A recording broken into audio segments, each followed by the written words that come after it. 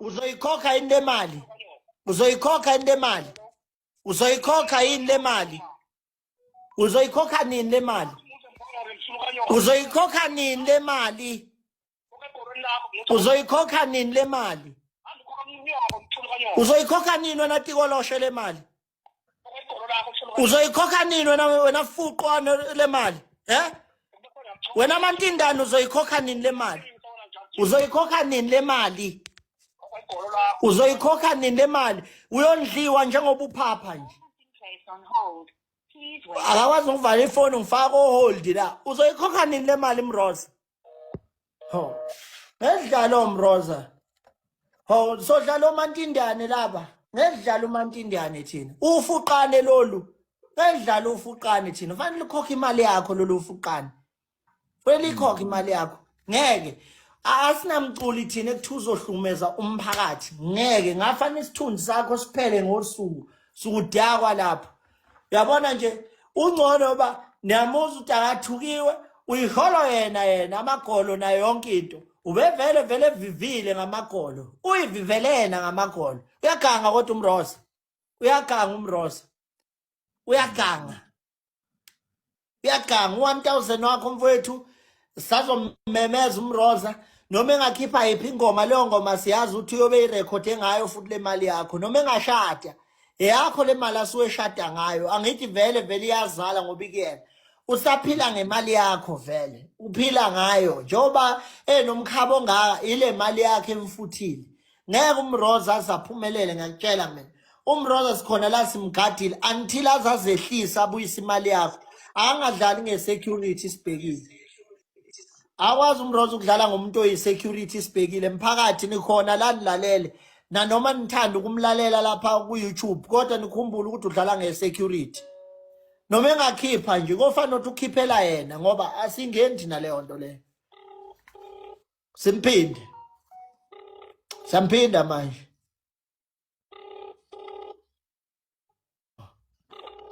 Mroza yakanga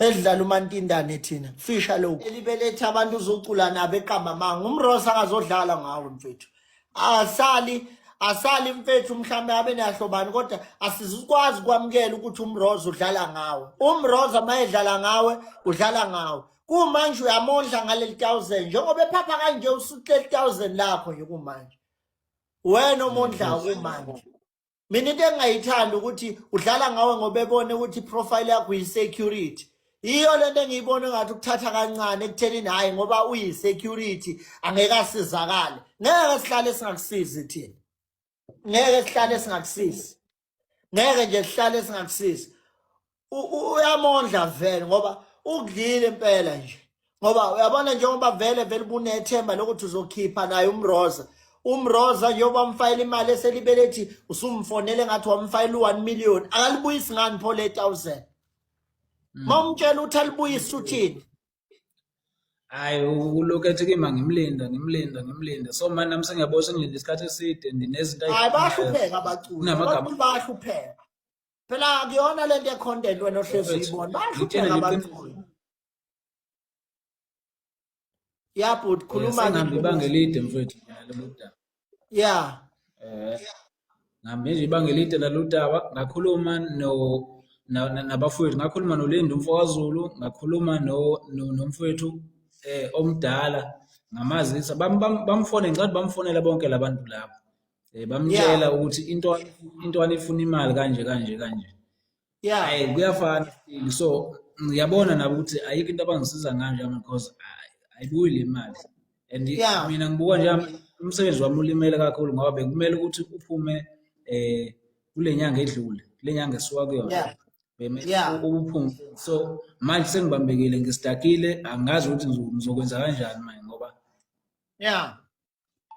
sekukanje ngiyamthinta manje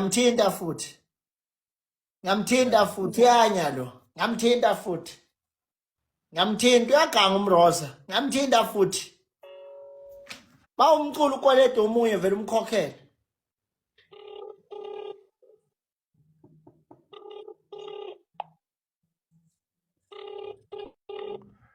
angayitshela ukuthi kule hot seat kaPutin uThabani Hlatshwayo kungagcina lento izifike nakubaculi. Bengiyibona yenzeka enyangeni, yenzeka kubantu abantu banamabhizinisi kuthiwa babuyisa iy'mali, iy'nyanga, abelaphi, bathandazi bequestione kabuhlungu la, bebuzakala kabuhlungu. But bekuyi-live elaphana-ke ku-TikTok Thabane-ke neyinsizwa-ke laphana engicabanga ukuthi nayo ithi izama ukucula mhlawumbe ngendlela thize, mhlawumbe-ke uMroza Fakude-ke bebesizana ngasamthing osengaphumeleleki, osekufuna ukuthi-ke kubuyele imali. So mina-ke ngiyakhalisana lensizwa-ke noThabani naye bezama ukuthi yena ithole imali yakhe kuMroza, kodwa ngizwe laphana seyihashana-ke nenhlamba-ke akwazeki ukuthi kuqale nini, kuzwakala nje nalo esephendula ngendlela aphendula ngayo, okusho ukuthi maybe indlela amthathe ngayo. Ngi-worried and I'm concerned about uMroza Fakude. uMroza Fakude kuningi akuveza phambilini, okunye kwakho siyakubona namanje ukuthi yena khona izinto engafuni ukumsebenzela kahle uMroza Fakude, izinto engafuni ukuqondana kahle. Umculo wakhe yezona uyamsebenzela lapho nalapho uyaqashwa, but not enough. Kuningi adlula kukho uMroza Fakude njengomuntu esimaziyo-ke owashaya ingoma enkulu ethi Van Damme laphana eyahlonyaka yagciba i-Summer Song ku-SABC, kuwona wonke ama-radio station yadla ngomhlakaniso nasokhosini. So akuzwakali kahle mase kuhashwana kanje ngey'nhlamba ko-TikTok, umculo okhule kangaka unegama elikhulu nomlando owenza izinto ey'ningi empilweni. Yikho lokho okukhathazayo-ke. Ngiyayibona yona-ke le hot seat kaThabani. Ngiyasizwa-ke nesitori umfowethu afika naso-ke akhala ngaso, but mina kuMroza Fakude umculo wamaskandi uyiciko okumele ngabe izinto mhlawumbe zimsebenzela ngenye indlela. Akumnandi njengomuntu oculayo ohlonishwayo endimeni ezokwehlekela isithunzi kanje ngesikhathi esethuka naye sefokofisa-ke, angazi ukuthi ukucasuka kuqale kuphi ngasiphi isikhathi-ke nawagcina-ke esiphimisela amagama-ke awakhiphile, angazi ukuthi kwenzakaleni.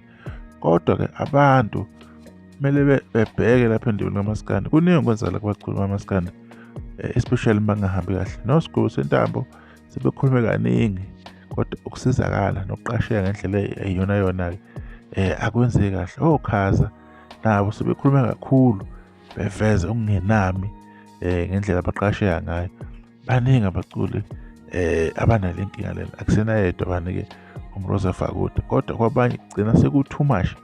Sengathi manje kunenhlese ethize, khona into egcinwayo ngalokho ngoba akubonakala ukuthi ama-opportunities bazowathola, even though becula kahle kakhulu abaculi. Ngoba uMroza thina ayapha amaphoyisa ungizwe uyayidlala emcimbini, uyayicula basuke khona uze wakhuluma uMroza Fakude ukuthi ingasadlalwa ingoma yakhe emcimbini o-DJ or o-MC ngoba yena abamqashi ukuthi-ke kuze kanjani ukuthi ingoma yakhe itrende kweminye imicimbi, kodwa yena-ke bengammemi akubukeki kahle-ke. Vele-ke lapho-ke noma ngeke ngisho ukuthi ngiyamsupport or angimsupport, kodwa ingoma yakhe kukhona okuncane engamfakela khona okusamadlana uma kuthi uyidlalela emcimbini ulandela ama-channels a-right, ukuthi yena usuke sediniwe ukuthi vele aningiqashi mina, pho ingoma yami ifunani-ke lapho. Kanti-ke kusuke kwenzeka ukuthi u-MC osuke khona eqashiwe isikhathi lezo or u-DJ uyakwazi ukuthi a-transitione ngayo leyo ngoma leyo-ke. Kodwa-ke udaba oluphelele-ke lapha-ke angeke silithole ngoba abayibukula i-live mhlawumbe bayirekhodile, mhlawumbe bayirekhodanga kuziqephu nje njengoba nibona nje nani lapho-ke indaba iqhamusa ixhumeka ingasacaci-ke ukuthi iqalaphi-ke nanokuthi-ke ibhekephi. Kodwa-ke sithembe ukuthi isimo esinjalo esike sibheke noMroza sizodlula. Kuzwakala kahle iciko mase kutholakala ukuthi selikhipha iy'nhlamba lapha liyahasha. Phela naye umuntu ake siqamba amanga, uyafika ebhadini yakhona, kodwa sithembe ukuthi kuzolunga-ke kukhanye-ke ngokuhamba-ke kwesikhathi. Sibonga kakhulu ithuba-ke khona la kwi-Indofast Soweto TV. Sesudibana okuzayo-ke uma senza-ke enye-ke ividiyo. Ngiyabonga.